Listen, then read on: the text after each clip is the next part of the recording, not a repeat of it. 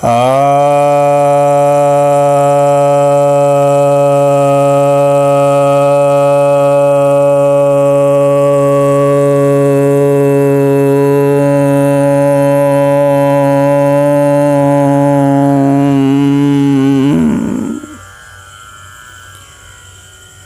भक्तजनों को सप्रेम नमन।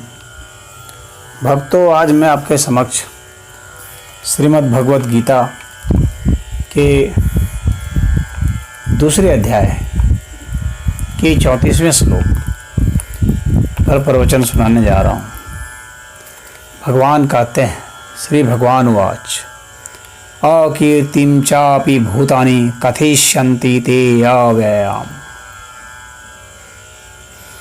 संभावितस्य च कीर्तिर्मरणात् अतिरिच्यते। अर्थात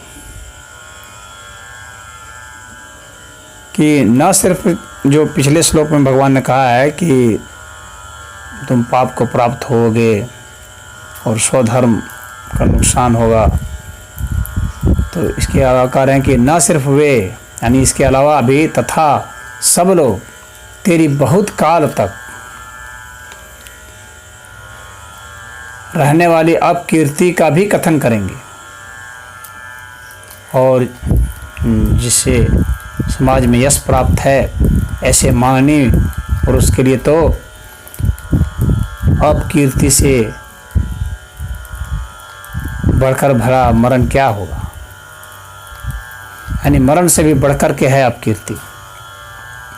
तो यहाँ पर जो अव्ययाम शब्द का प्रयोग हुआ है, जिसका अर्थ होता है कि अनंत काल तक, तो अनंत काल तक तो नहीं समझना चाहिए, क्योंकि अर्जुन अनंत काल तक तो नहीं रहेगा, न ये पृथ्वी रहेगी, न मानव समाज रहेगा।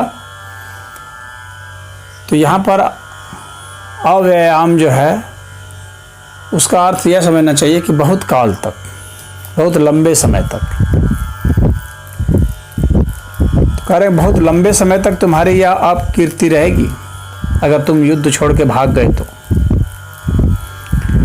और लोग तुम्हारी चर्चा करेंगे, भांति भांति से चर्चा करेंगे, मसाले लगा करके चर्चा करेंगे, चटकारे ले करके करेंगे, क्योंकि लोग निंदा में तो बहुत लोग रस लेते हैं और उसमें वे समय भी नहीं देखते कि 1 मिनट कि 2 मिनट बीत गया कि 2 घंटे बीत गए। तो कहेंगे कि बहुत डिंग हाँकता था, अपने को बड़ा वीर बनता था, जब समय आया तो भाग गया, देखो कितनी दुर्गति हो रही है। भांति भांति के बयान देंगे लोग, और तुम्हारी अपकीर्ति चारों ओर फैल जाएगी, चाहे मनुष्य हो, देवता हो, यक्ष हो, गंधर्व हो, किन्नर हो और अक्षस हो। सभी जो तुम्हारी वीरता का लोहा मानते थे, वे सभी लोग अब जो है उलट करके बोलेंगे, यानी अब तुम्हारी कायरता का वे चटकारे के साथ चर्चा करेंगे, तुम्हारे कायरता की चर्चा करेंगे। और जो यशस्वी होता है उसके लिए मरना उतना महत्वपूर्ण नहीं होता है, क्योंकि मरने में भला उसका क्या दोष है, लेकिन अपकीर्ति में तो उसका दोष होता है। तो मरने से भी बढ़कर होता है अपकीर्ति। भगवान यही कह रहे हैं कि वो अपकीर्ति तुम्हारे साथ होगी, और जो कि श्रेष्ठ पुरुष हैं उनके लिए तो अपकीर्ति जो है मरने से भी ज़्यादा खतरनाक है, ज़्यादा दुखदायिनी है। तो कह रहे हैं कि सिर्फ स्वधर्म और तुम्हारा कीर्ति का ही नाश नहीं लगेगा, तुम्हें सिर्फ पाप ही नहीं लगेगा, सिर्फ तुम्हें निंदा ही नहीं करेंगे लोग, बल्कि लंबे समय तक निंदा करेंगे, और मरने से भी बदतर स्थिति। आखिर तुम यहाँ से भाग के अपनी जान बचा के क्या पाओगे? अगर जान भी बचा के भाग गए तो ये कौन ज़रूरी है कि ये जो दुष्ट लोग हैं ये तुम्हारी जान को बकस ही देंगे। हो सकता है ये बाद में तुम्हें पीछा करके मारें, घेर के मारें। मारना तो तुम्हें तब भी पड़ जाएगा,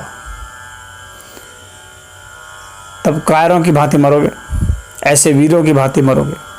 वीरों की भांति मरोगे तो स्वर्ग की प्राप्ति होगी, कीर्ति की प्राप्ति होगी, अपने क्षत्रिय धर्म का पालन करते हुए मरोगे और ऐसे खदेड़ कर मारे जाओगे, घेर के मारे जाओगे,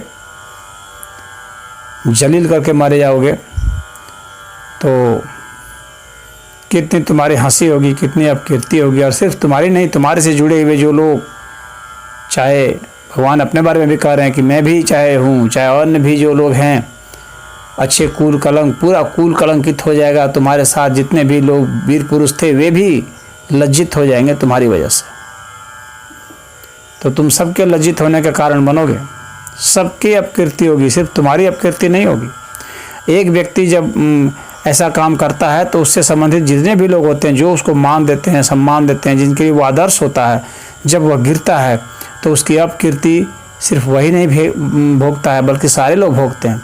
सभी लोग का मजाक उड़ाया जाता है। आसाराम बापू के जितने शिष्य हैं वे सब झेल रहे हैं आसाराम के कुकर्मों का परिणाम। रामपाल महाराज के जितने हैं वो झेल रहे हैं।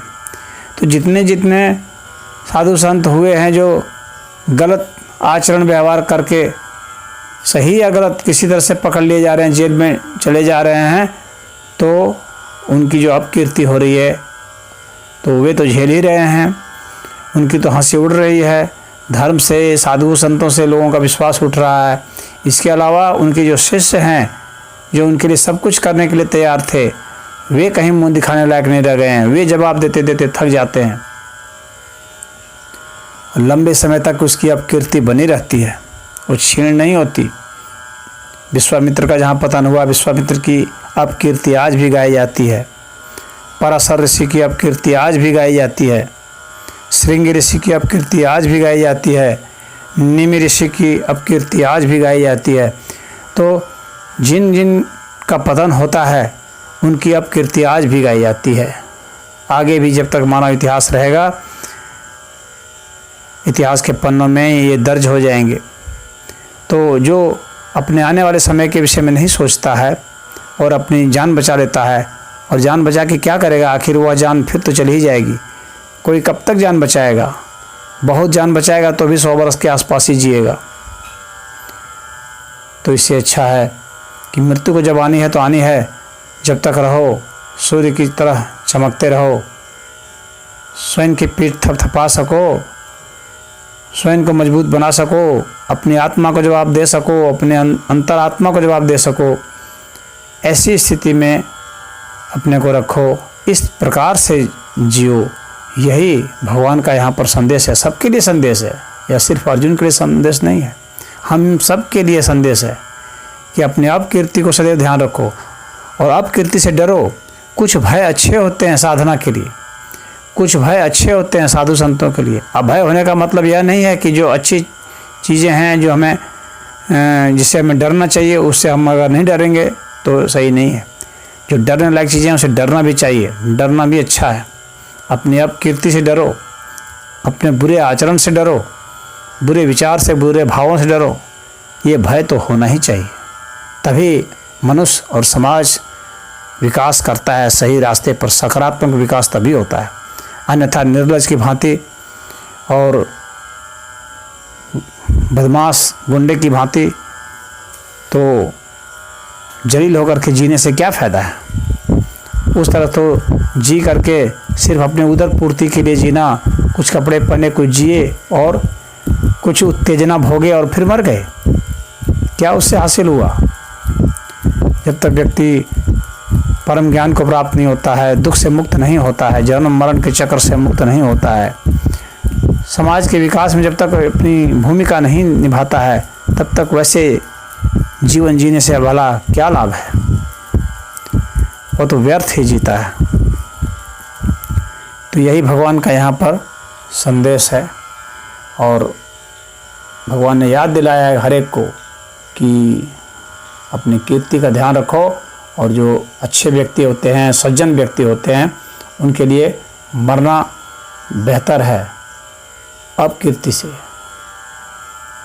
अपयश से अच्छा है मरना। और कितने लोग आत्महत्या कर लेते हैं, कितने लोग हैं जो किसी का कर्जा लेकर के चुका नहीं पाते हैं, उसके कारण आत्महत्या कर लेते हैं। कितने लोग ऐसे होते हैं जो कि बुरे कदम उठा लेते हैं, बाद में जब एक्सपोज हो जाता है तो आत्महत्या तक भी कर लेते हैं। तो प्रायश्चित का इस स्तर तक चले जाना, हालांकि अपने को उन्होंने मार लिया, लेकिन वो वास्तविक प्रायश्चित नहीं है। वास्तविक प्रायश्चित होता है जबकि वो अपने आचरण को ही बदल लेते, जिस कारण अपकीर्ति हुई है उस कारण को दूर करते, तो वह तो वास्तविक होता है। इसलिए मरना कोई बहुत बड़ा सॉल्यूशन नहीं है। बहुत लोग आत्महत्या करके मर जाते हैं, तो वह कोई समाधान नहीं है। वास्तविक समाधान है कि जिस कारण से आपकी अपकीर्ति हो रही है उस कारण को आप दूर करें। भगवान का यहाँ पर यही संदेश है।